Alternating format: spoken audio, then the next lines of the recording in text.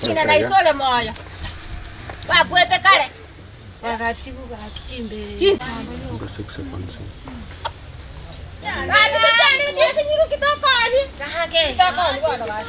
Ndama tokani ngakia bana ngakia takana kintakana. Tebete chimnes satwa kwenye baa ile ya mochiwe chini na kama tutaweza tutapanda huu mgomba, ishara kwamba tumemzika mwenzetu Mwalimu Obadia.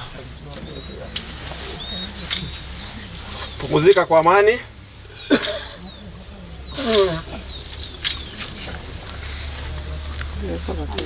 Siyo! Kene kitoko nirateyo.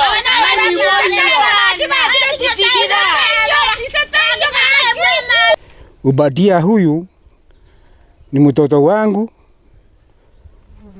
Sasa vyenye hawa wamekataa kutuletea mwili tushike, tutashika hii mgomba kwa desturi ya kimila.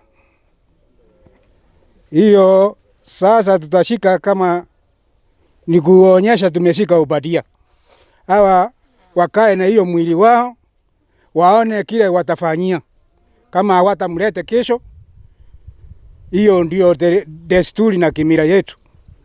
Tutamshika, tushike hii mgomba tuonyeshe sasa tumeshika Obadia. Hiyo waja wakae na mwili, kama wanapendelea kukaa na mwili, sasa tumemaliza. Kwa majina mimi naitwa Agnes Kwamboka Makini. Hapa ni nyumbani. Watoto wetu wamekufa wawili. Mmoja tumeshika. Lakini huyu mwingine mwili wamekataa kutupatia tusike. Watoto walienda jana ya juzi wakanyimwa mwili.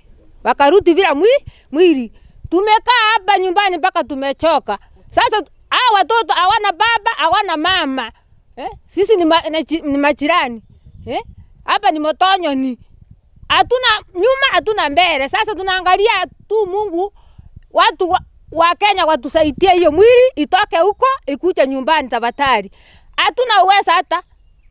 Watu wamejitolea wanaleta huyu mwingine tukasika, huyu mwingine amepaki. Sasa hatujui mahali tunaenda, tunarudi wapi, tunaenda wapi. Tafadhali watu wetu tusaidie, tumesumbuka, tumeteseka watu wetu. Kaki tumesumbuka, tumeteseka. Hakuna mtoto hapa, hakuna wazazi, tafadhali kaki tusaidie. Kina Matiani tusaidie.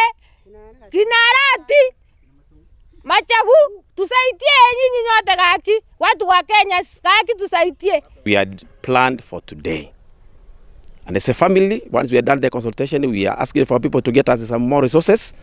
One came to our aid, volunteered to get us a box to go and get us the body for burial, which was to happen today. Because the 100,000 that we were able to mobilize is the very much that I submitted.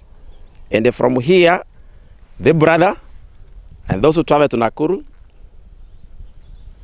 with us in mind that by around 4 of the same day, that's on Saturday, the body could be here.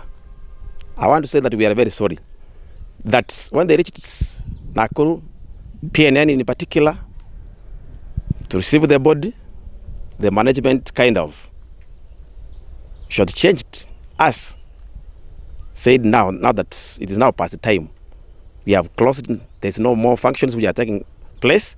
So we advised that you come tomorrow, which was on a Sunday, to conclude all the logistics and have the body ferried from Nakuru to Kisii. We took it. The following day, the people that we had sent to Nakuru, they had again to get to the Morgue. But again, getting to the Morgue, they shortchanged that even the more. A new fashion came in.